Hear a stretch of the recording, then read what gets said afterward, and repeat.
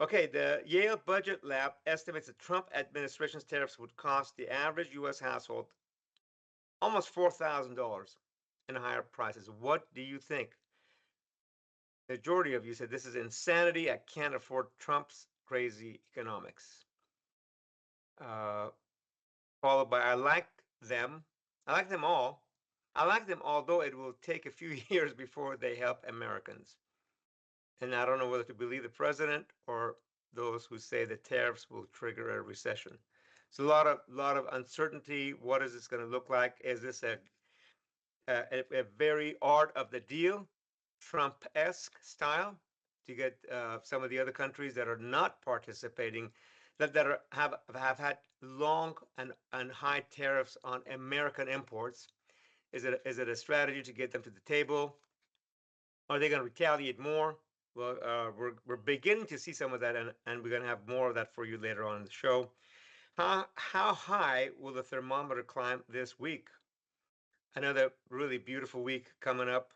Uh, Above normal temperatures, a little preview. It's really not summer preview, but we're going to get to mid 80s by the end of the week.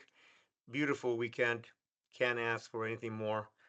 And living in this beautiful Central California city of Fresno. Fresno County's foothills showcase grasses and wildflowers, just beautiful.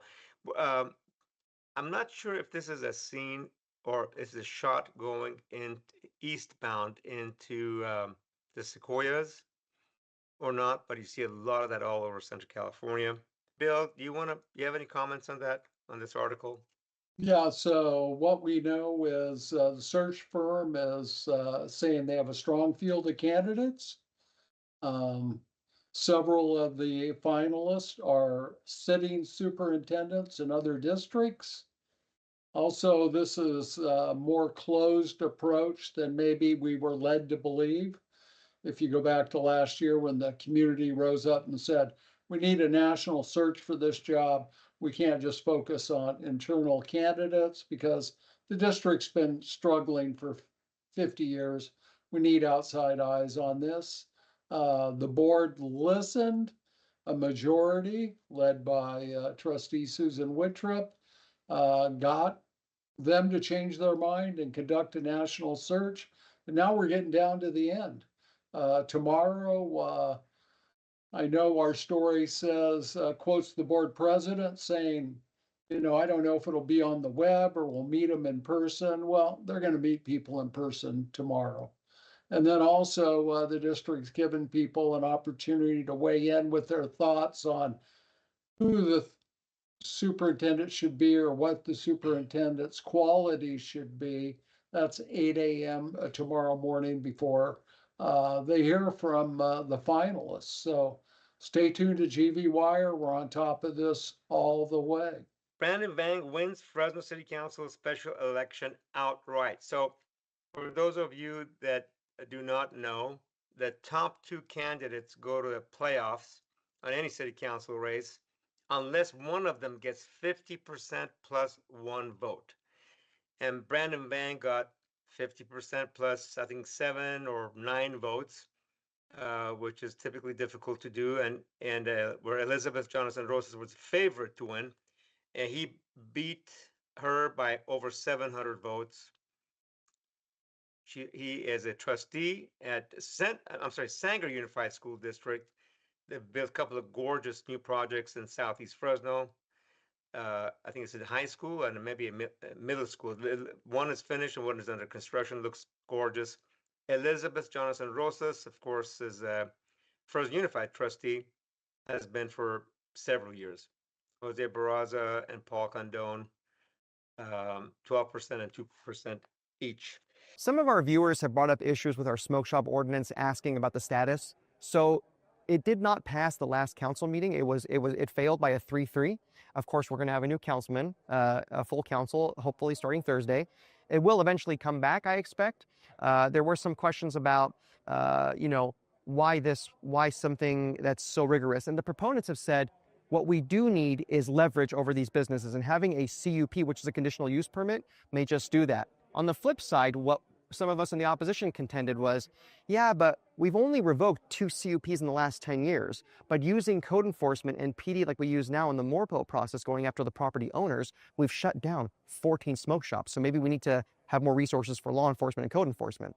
So it's a bit of a debate. I hope this will be resolved, but it's one thing we'll have to wait and see.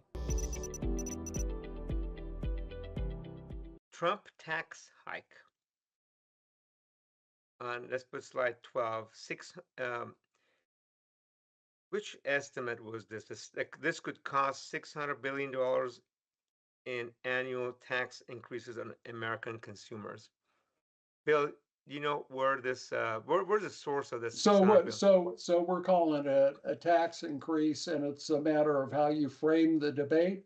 The Trump administration is saying these tariffs are going to bring a lot more money to the US Treasury. We'll be able to reduce the deficit. In a perfect world, would even be able to lower taxes. The word tax is being used, and the fact that whenever you have a tariff, consumers have to pay for it. So this is the estimate by respected organizations that it's going to be about 600 billion a year that consumers pay extra if the tariffs, as Trump has imposed them, go into effect. So again, a matter of framing the debate. If they let me frame the debate, I'll probably win the debate. Darius, if they let you frame the debate, you'll probably win the debate. We have some other items, and you can see them there.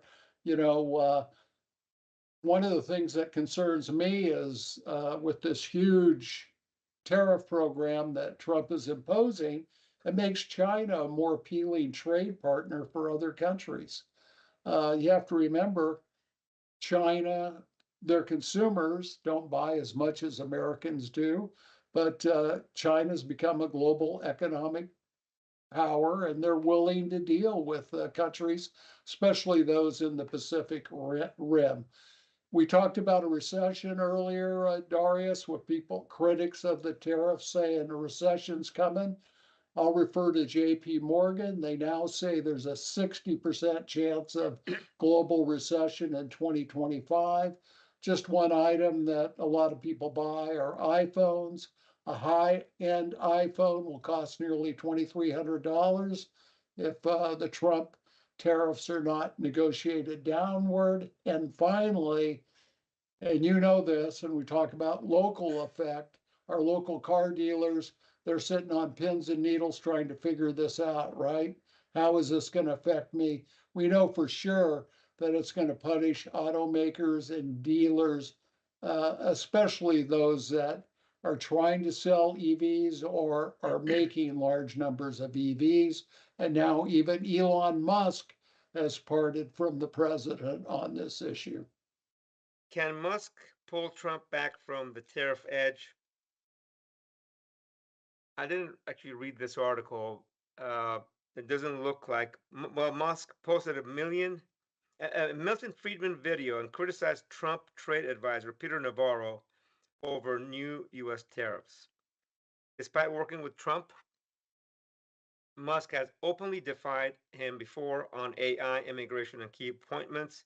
Critics question whether Musk's online jabs can sway Trump's long-standing protectionist views on trade and tariffs. I mean, we've never, well, I shouldn't say never. We've had protectionist policies several times in the history of our country. Most of the time, it doesn't pan out well because it not only damages cost the U.S. consumer more. There's also other damage in other countries. There's some things were just not good or efficient or cost effective as at manufacturing, and we want those other countries to do it, benefit, prosper. Less of those folks will want to come here illegally, especially from Central America. Bill, comment on that? Yeah, very quickly, Darius, you know, Trump has said this is about balancing the trade deficit. Why would we want to balance the trade deficit? We're the richest country in the world. We're going to buy far more goods and bring them in than countries that don't have as much money as we have. It's that simple. Okay. So yeah, we will buy goods that save our consumers dollars and export the stuff that we're really good at.